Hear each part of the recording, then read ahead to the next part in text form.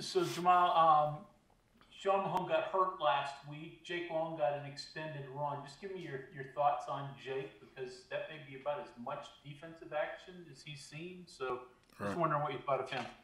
Yeah, well, Jake's done a nice job really starting at camp, almost summer prep of really just trying to make sure when the opportunity presented itself that he would be prepared. He's a guy who's always asked questions, always looking to get the details, and so he got the opportunity, right? Always next man up, and he was able to execute and get us out of a ball game, and that's what we ask of him, and he was able to do so, and so we'd hope that he continues to grow on that and gain some confidence from there and continue to roll on should we need him in the future.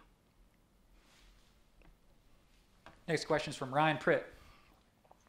Hey, Coach, you guys have played a couple run-heavy attacks here early in Big 12 play. Oklahoma State with Chuba, now Kansas. Right. Do you feel like that's given you guys a little bit of a unique chance to focus the back end more on run support than normal? And how do you kind of assess how you guys have made progress in that area so far? Right. Well, that's looking back at Oklahoma State. That's probably one of the things that we would have changed coming out of that one, was just the fact that we were a little bit more pass cognizant than maybe we were run, and hurt us late in the game there. And so, I probably go against the question in that I think in that game we were probably too much pass heavy and not enough in the run support. Obviously learned our lesson there, and so, we'll continue to make sure that we're shored up in the pass game. We're definitely not gonna let that go. But we've got to be balanced in that and make sure that we're able to have the numbers on both the run and pass game. This team presents the same problems. If you sit in there in the box, they've got receivers that can go vertical. Physically, they've shown even in last year's game that they have the ability to separate and create plays for themselves. And so going to be the same issues. It's on us as a defensive staff to scheme it up, put them in positions in which no one's in conflict and guys can see the ball, get the ball, and play fast. That's what it comes down to. Okay, Kevin, we'll go to you. Coach, when we're talking about disruptive plays on defense, usually the focus is on the defensive line, getting in the backfield, things like that. Right. On the back end, though, pass breakups, rerouting, receivers, things like that. What kind of things do you emphasize for your players back there to be disruptive? Yeah, well, we definitely don't want free runners, right?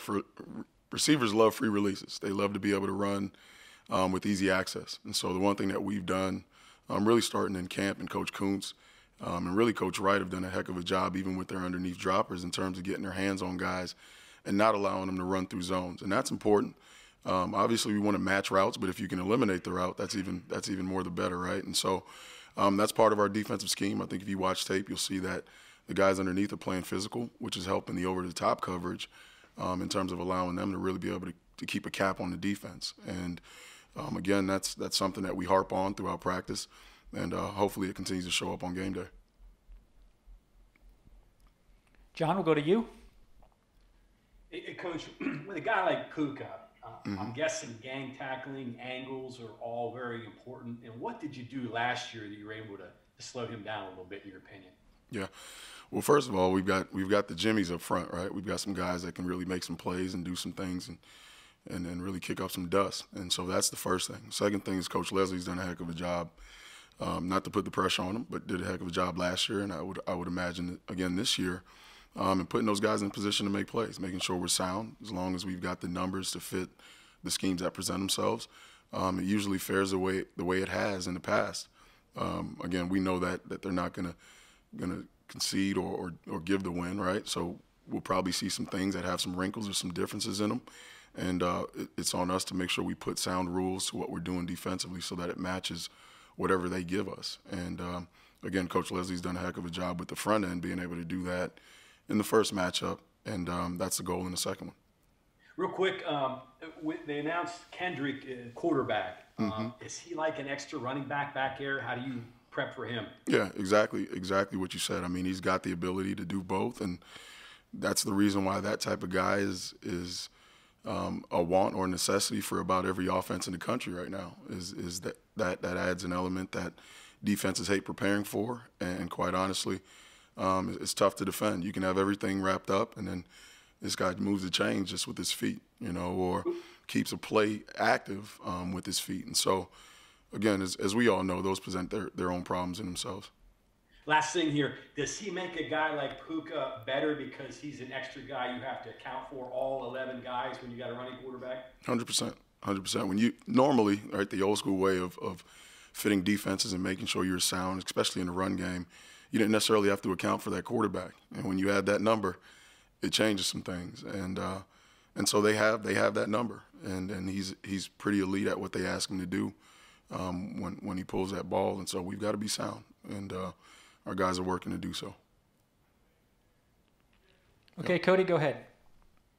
So with a guy like Andrew Parchment, obviously last year we saw he's talented. Mm-hmm. Hasn't had great numbers this year. I think he's still below 100 yards. Right. How important is it to not fall asleep on him just because he hasn't had the numbers so far this year? You answered it for me. Don't fall asleep. That's exactly what you can't do. It's pretty obvious that the kid has talent, has big playability. Again, as you said, showed it in last year's game. And there's times this year where he's open and running free. And so, our guys aren't going to take it lightly. We understand the challenge that's presented with the receivers that they have on the skill positions on offense. And so we're going to line up like we do every week, right, and make sure that we're locked in, zeroed in, and playing technique sound football. And if we do that, we'll like the result. If we don't, we won't. That's the brass tacks of it all. Go ahead, Greg. So, Jahmile, I assume that in the open week, you had some extra practice time with the true freshmen and some of the young guys. So, just your assessment of what you saw out of those guys in maybe some scrimmage situations? Yeah. Darryl Porter has been a guy, he's really impressed, really from day one. Freshman who you'd like to have the ability to sit him down and let him mature in a sense, but he showed the big playability, showed the ability to go get the ball in the air, and this past week was no different. As you said, got extended reps and was really able to get in there with the ones and show what he has, and he's continued to do that all along.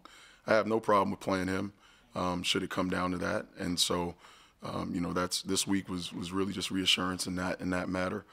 Jackie Matthews is another guy who is not a freshman, but it's kind of been on the back burner a little bit for us in terms of the corner position, who, again, got some really meaningful time this week and, is better for it all. And so, you get a bye week and you like to turn it into somewhat of a short camp in which you can continue to sharpen your skills. And Coach gave us the opportunity to do that all week last week, and we feel good about it all, really do.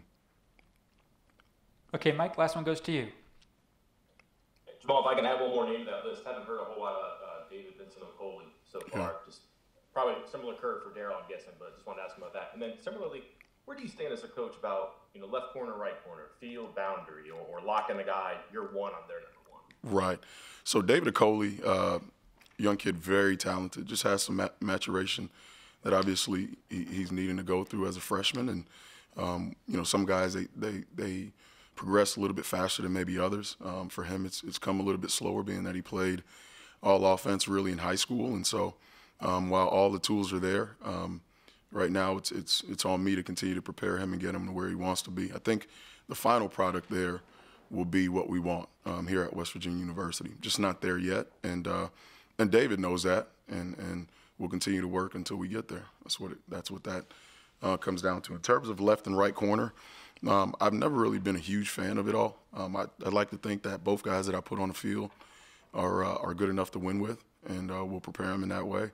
There's been times where the matchup maybe calls for it, but very few and far between as those times presented themselves in my career for me.